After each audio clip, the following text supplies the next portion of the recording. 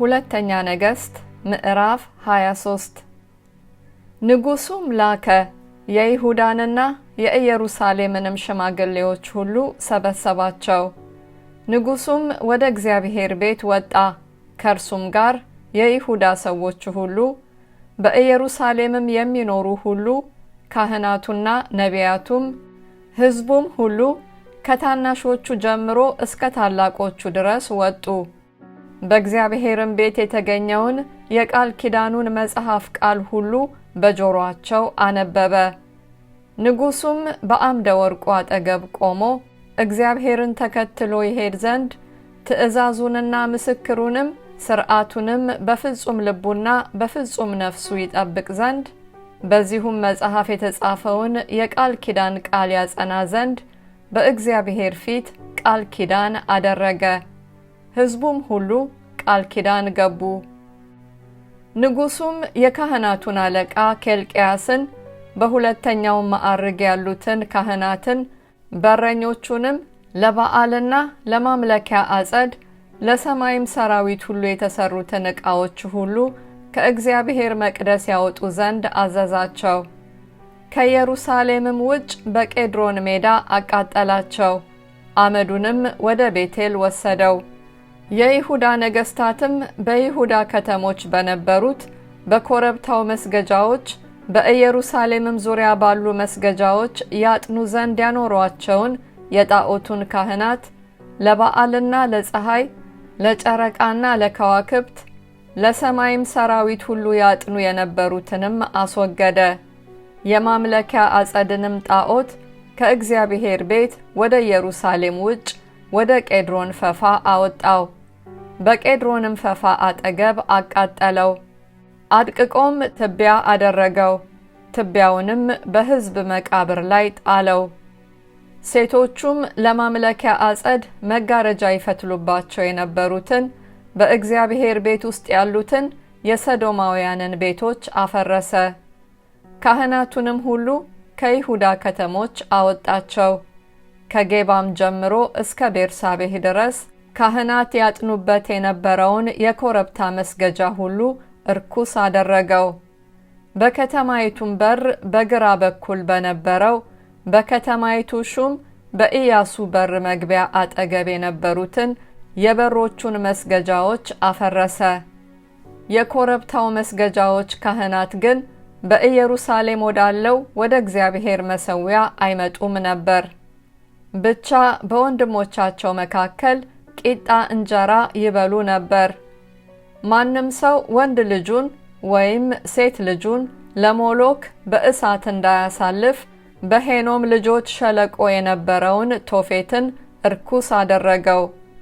የይሁዳም ነገሥታት በእግዚአብሔር ቤት መግቢያ አጠገብ በከተማው አቅራቢያ በነበረው በጃንደረባው በናታን ሜሌክ መኖሪያ አጠገብ ለፀሐይ የሰጡትን ፈረሶች አስወገደ። የፀሐይንም ሰረገሎች በእሳት አቃጠለ። የይሁዳም ነገሥታት ያሰሩትን በአካዝ ቤት ሰገነት ላይ የነበሩትን መሠዊያዎች፣ ምናሴም ያሰራውን በእግዚአብሔር ቤት በሁለቱ ወለሎች ላይ የነበሩትን መሠዊያዎች ንጉሡ አስፈረሳቸው፣ አደቀቃቸውም። ትቢያቸውንም በቄድሮን ፈፋ ጣለ። በኢየሩሳሌምም ፊት ለፊት በርኩሰት ተራራ ቀኝ የነበሩትን የእስራኤል ንጉሥ ሰለሞን ለሲዶናውያን ርኩሰት ለአስታሮት፣ ለሞዓብም ርኩሰት ለካሞሽ፣ ለአሞንም ልጆች ርኩሰት ለሚልኮም ያሰራቸውን መስገጃዎች ንጉሡ እርኩስ አደረገ። ሐውልቶቹንም ሁሉ አደቀቀ፣ የማምለኪያ አጸዶቹንም ቆረጠ። በስፍራቸውም የሙታንን አጥንት ሞላበት። ደግሞም በቤቴል የነበረውን መሠዊያ እስራኤልንም ያሳተ የናባጥ ልጅ ኢዮርብዓም ያሰራውን የኮረብታውን መስገጃ ይህን መሠዊያና መስገጃ አፈረሰ፣ ድንጋዮቹንም ሰባበረ፣ አድቅቆም ትቢያ አደረገው፣ የማምለኪያ አጸዱንም አቃጠለው። ኢዮስያስም ዘወር ብሎ በተራራው የነበሩትን መቃብሮች አየ። ኢዮርብዓምም በበዓል ጊዜ በመሠዊያ አጠገብ ሲቆም እነዚህን ነገሮች የተነባ የእግዚአብሔር ሰው እንደተናገረው እንደ እግዚአብሔር ቃል ልኮ ከመቃብሮቹ አጥንቶቹን አስወጣ፣ በመሠዊያውም ላይ አቃጠላቸው፣ አረከሰውም። ዘወርም ብሎ ወደ ተናገረው ወደ እግዚአብሔር ሰው መቃብር ዓይኖቹን አቅንቶ ያ የማየው የመታሰቢያ ምልክት ምንድነው? አለ። የዚያችም ከተማ ሰዎች ከይሁዳ ወጥቶ በቤቴል መሠዊያ ላይ ይህን ያደረግከውን ነገር የተናገረው የእግዚአብሔር ሰው መቃብር ነው ብለው ነገሩት። እርሱም ተዉት፣ ማንም አጥንቱን አያንቀሳቅሰው አለ። እነርሱም ከሰማርያ ከወጣው ከነቢዩ አጥንት ጋር አጥንቱን ተዉ። በሰማርያም ከተሞች የነበሩትን እግዚአብሔርን ያስቆጡት ዘንድ የእስራኤል ነገሥታት የሰሩትን የኮረብታውን መስገጃዎች ኢዮስያስ አስወገዳቸው። በቤቴልም እንዳደረገው ነገር ሁሉ እንዲሁ አደረገባቸው። በዚያም የነበሩትን የኮረብታውን መስገጃዎች ካህናት ሁሉ በመሠዊያዎቹ ላይ ገደላቸው። የሰዎቹንም አጥንት በመሠዊያዎቹ ላይ አቃጠለ። ወደ ኢየሩሳሌምም ተመለሰ። ንጉሡም ሕዝቡን ሁሉ በዚህ በቃል ኪዳን መጽሐፍ እንደተጻፈው ለአምላካችሁ ለእግዚአብሔር ፋሲካ አድርጉ ብሎ አዘዛቸው። እንደዚህም ያለ ፋሲካ በእስራኤል ላይ ይፈርዱ ከነበሩ ከመሳፍንት ዘመን ጀምሮ በእስራኤልና በይሁዳ ነገሥታት ዘመን ሁሉ አልተፈሰከም።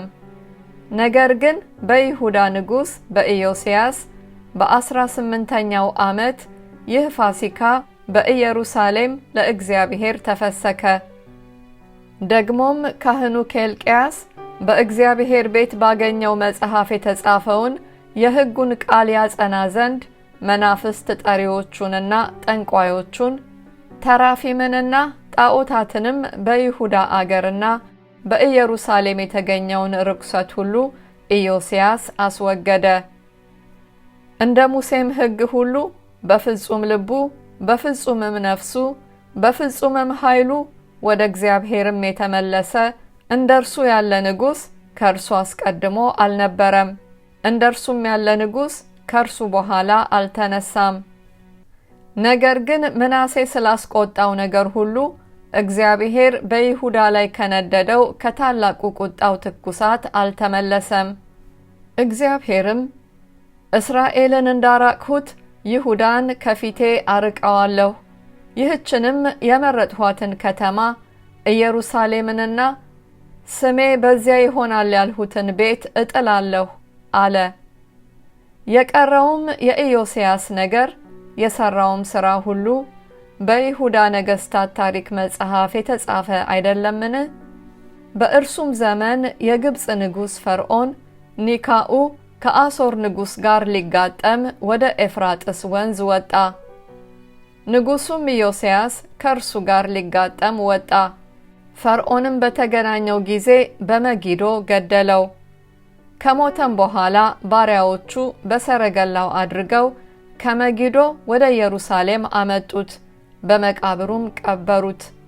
የአገሩም ሰዎች የኢዮስያስን ልጅ ኢዮአክስን ወሰዱት፣ ቀብተውም በአባቱ ፋንታ አነገሱት። ኢዮአክስም መንገስ በጀመረ ጊዜ የ23 ዓመት ጎልማሳ ነበረ። በኢየሩሳሌምም 3 ወር ነገሰ። እናቱም አሚጣል ትባል ነበር። እርሷም የልብና ሰው የኤርምያስ ልጅ ነበረች። አባቶቹም እንዳደረጉ ሁሉ በእግዚአብሔር ፊት ክፉ አደረገ። በኢየሩሳሌምም እንዳይነግስ ፈርዖን ኒካኡ በሐማት ምድር ባለችው በሪብላ አሰረው።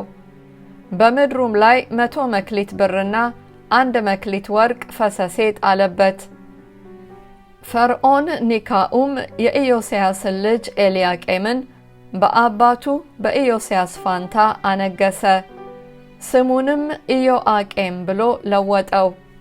ኢዮአክስንም ወስዶ ወደ ግብፅ አፈለሰው፣ በዚያም ሞተ።